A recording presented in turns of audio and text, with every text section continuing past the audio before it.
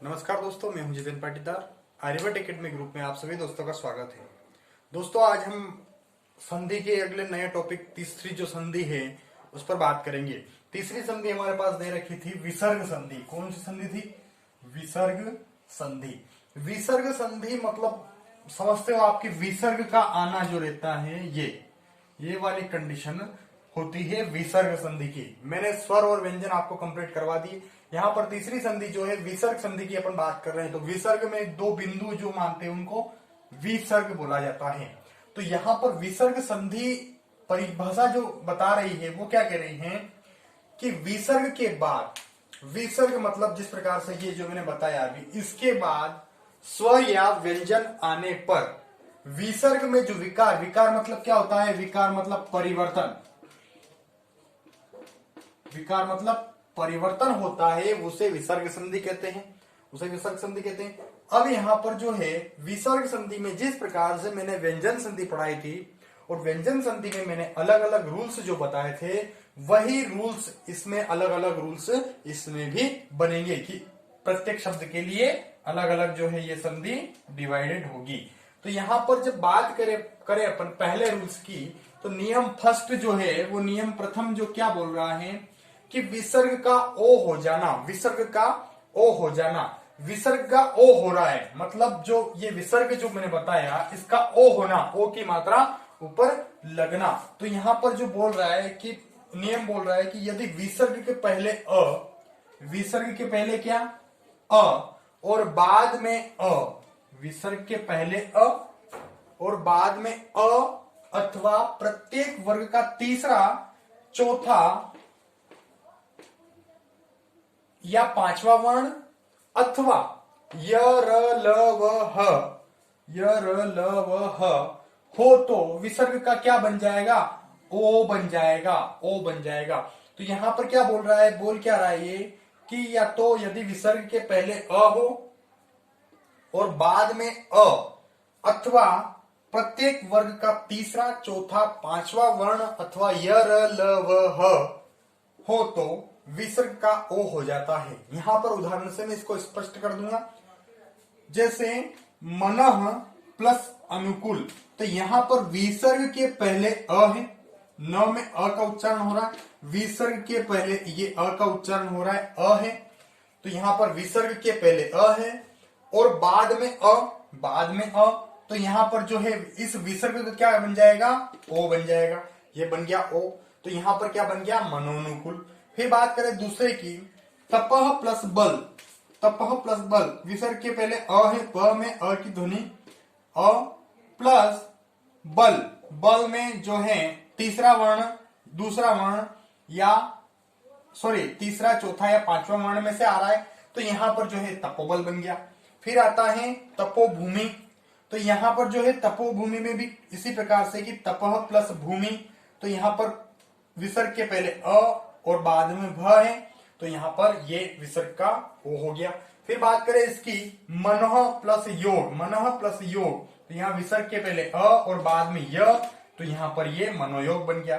मनः प्लस रथ, तो यहां विसर्ग के पहले अ और बाद में र है, तो यहां पर ये र, तो ये मनोरथ, ओ की मात्रा लग गई इसमें। फिर बात करें इसकी मनः प्लस हर, तो ये मनोहर बन गया क्योंकि यहां पर ह है, मैंने ये ह भी दे रखा है। तो इस प्रकार से जो है ये नियम फर्स्ट क्या कह रहा है कि विसर्ग के पहले अ और बाद में अ अथवा प्रत्येक वर्ग का तीसरा, चौथा और पांचवा वर्ण या य र ल व ह हो तो विसर्ग किस में परिवर्तित हो जाएगा? ओ में। वो उसके ऊपर ओ की मात्रा लग जाएगी।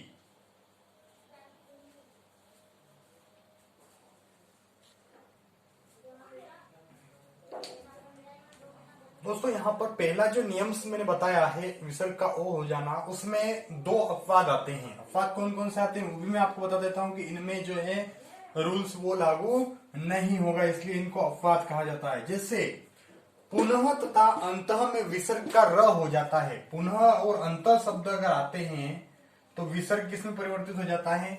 आधे र, ऊपर र लग जाता है, र। तो यहां पर पुनः प्लस मुद्रण, पुनः प्लस मुद्रण, यहां पर पुनः प्लस मुद्रण आ रहा है, तो ये पुनर्मुद्रण हो गया। और अंतः प्लस धान आ रहा है तो अंतर्धान हो गया। यहां पर रर्रा में परिवर्तित हो चुका है, ये ओ में परिवर्तित न होकर ये र में परिवर्तित हो गया है, रर्रा में परिवर्तित हो गया है। तो यहां पर जो है ये दो अपवाद की गिनती में आते हैं, इनको भी आप ध्यान में रखना। अब नियम दूसरा जो है, नियम दूसरा हमें पढ़ना है। अब सेकेंड नियम क्या कह रहा है,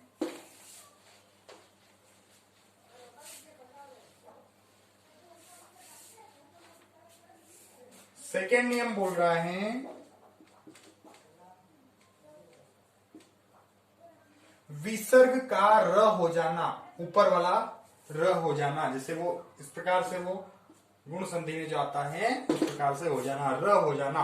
तो यहां पर यदि विसर्ग के पहले, नियम बोल रहा है यदि विसर्ग के पहले अ आ को छोड़कर, किसको, अ और आ को छोड़कर कोई दूसरा स्वर हो, कोई दूसरा स्वर हो और बाद में क्या बोल रहा है कि विसर्ग के पहले अ आ को छोड़कर कोई दूसरा स्वर हो, कोई सा भी होना चाहिए, अ आ को छोड़ना, और बाद में आ उ दीर्घ उ या तीसरा चौथा पांचवा वर्ण, या तीसरा चौथा पांचवा वर्ण, या यर ल व में से, यर ल व में से कोई हो, तो विसर्ग किस में परिवर्तित हो जाएगा, र में। इस प्रकार के र में परिवर्तित वो हो जाएगा।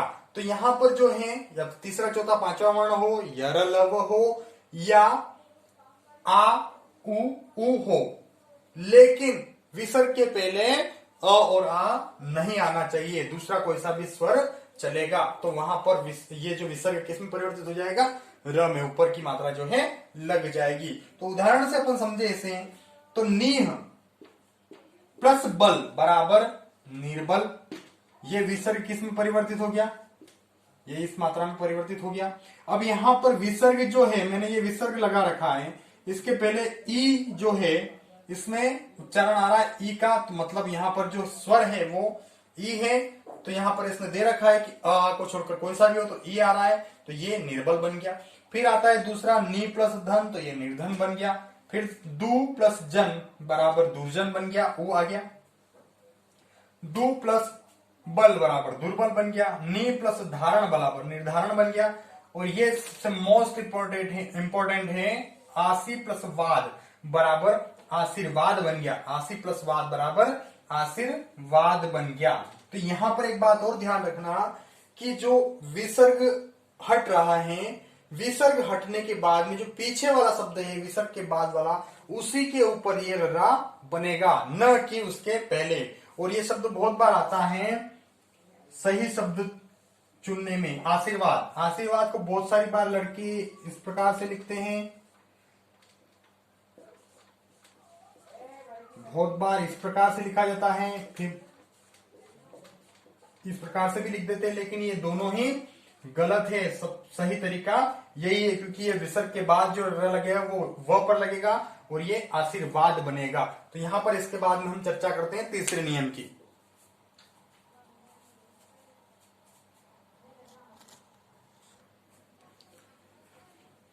यहां पर तीसरा नियम जो है हमारे पास, तीसरा नियम बता रहा है कि विसर्ग का श हो जाना, विसर्ग का श हो जाना किस प्रकार से, कि यदि विसर्ग के पहले कोई स्वर हो, विसर्ग के पहले कोई सा भी स्वर हो और बाद में च छ या श हो, च छ या श हो, तो विसर्ग किस में परिवर्तित हो जाएगा, आदेश श में, श शक्कर वाले में आदेश श में परिवर्तित हो जाएगा। तो इस प्रकार से यहां पर उदाहरण की बात करें अपन, तो उदाहरण क्या बोल रहा है, नीह प्लस चिंत। तो यहां पर विसर्ग के पहले कोई सा भी स्वर हो, कोई सा भी स्वर है, तो ई स्वर है, छोटा लघु स्वर है ई। तो यहां पर इसके बाद में फिर च है, तो विसर्ग के पहले कोई स्वर और बाद में च छ या श हो, तो यहाँ पर च है। तो यहाँ पर ये जो है विसर्ग किस में परिवर्तित हो जाएगा, ये शक्कर वाले में, आधा ये निश्चिंत बन गया, ये निश्चिंत बन गया।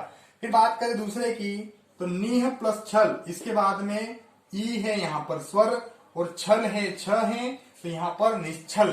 फिर बात करें दू प्लस चरित्र की, तो यहाँ पर दुष्चरित्र, ये जो विसर्ग है ये श शक्कर में, आधे श शक्कर में परिवर्तित हो जाएगा, यहाँ पर ये दुष्चरित्र बन गया।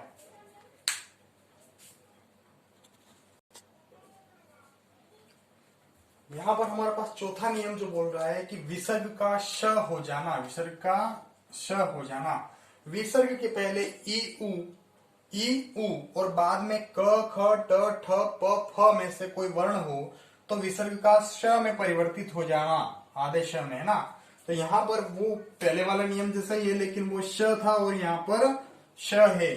तो यहाँ पर विसर्ग की पहले ई है तो नी, ई है छोटा, दीर्घ ई है, सॉरी लघु ई है, और बाद में क है तो ये निष्कपट बन गया, ये विसर्ग जो है श में परिवर्तित हो गया। यहाँ पर निष्फल है तो यहाँ पर जो निष्फल इस प्रकार से बनेगा कि नी के बाद में फ है, ये फ दे रखा है यहाँ पर, तो ये फ आ रहा है तो निष्फल बन जाएगा। धनु प्लस टंकार है, ट भी है, ये ट दे रखा है, ऊ के बाद में ट आ रहा है तो धनुष टंकार बन गया। और नी प्लस ठूर है, ठ भी आ रहा है तो नी के बाद में ठ आया तो निष्ठुर बन गया। यहां पर ये चौथा नियम भी कंप्लीट।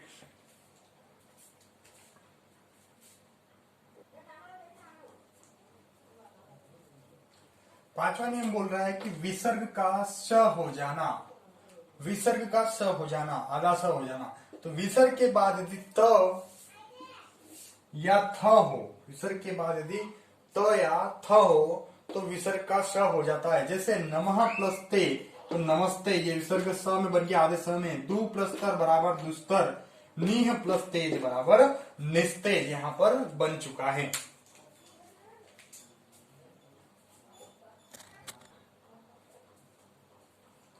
यहाँ पर नियम 6 में जो बता रहा है कि विसर्ग का लोप होना, नियम 6 क्या कह रहा है, विसर्ग का लोप होना, विसर्ग का हट जाना, ये नियम बता रहा है। तो इसमें भी 3 रूल्स अलग अलग आएंगे। तो पहला रूल्स देख लेते हैं अपन कि विसर्ग के बाद छ हो, विसर्ग के बाद छ हो तो विसर्ग लुप्त हो जाता है, लेकिन उसके बाद जो है उसके छ हो तो विसर्ग तो लुप्त हो जाएगा, लेकिन च का आगमन हो जाएगा। इस छ के पहले क्या आ जाएगा, च आ जाएगा, यहाँ पर ये च का आगमन हो जाएगा। तो यहाँ पर देखिए अपन, तो अनु प्लस छेद, अनु प्लस छेद बराबर अनुच्छेद, ये यहाँ पर अनु प्लस छेद, विसर्ग के बाद छ है तो अनु प्लस छेद, तो यहाँ पर ये छ के पहले आधा च जुड़ गया है। फिर यहाँ पर छत्र प्लस छाया, इसके बाद विसर्ग के बाद छाया है, छ है तो यहाँ पर छत्र और छाया के पहले च जुड़ गया है। फिर नियम दूसरे की बात करें हम, दूसरा नियम बोल रहा है कि विसर्ग के बाद र हो तो विसर्ग लुप्त हो जाता है तथा उसके पहले का स्वर्ग दीर्घ हो जाता है, उसके पहले का स्वर दीर्घ हो जाता है। तो विसर्ग के बाद र होना चाहिए तभी ऐसा होगा। तो ये यहाँ पर निरोग, निरोग दे रखा है, विसर्ग के बाद जो है र है तो यहाँ रोग आ रहा है, तो इसके पहले वाला जो शब्द था, स्वर था, वो नी दीर्घ में बन गया है, तो यहाँ पर निरोग था, ये निरोग हो गया। फिर बाद में नीरस है तो नीरस हो गया, तो यहाँ पर इस प्रकार से ये दीर्घ बन चुका है।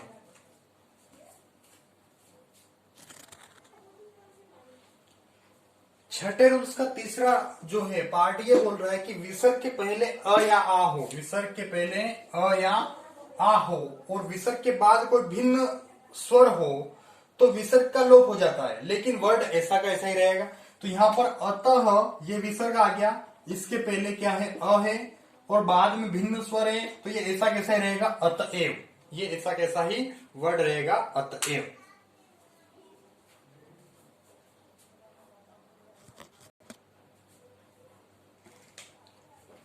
दोस्तों हमारे पास सातवां नियम जो है विसर्ग संधि का सातवां नियम और अंतिम नियम है, और आज संधि भी क्लियर हो जाएगी।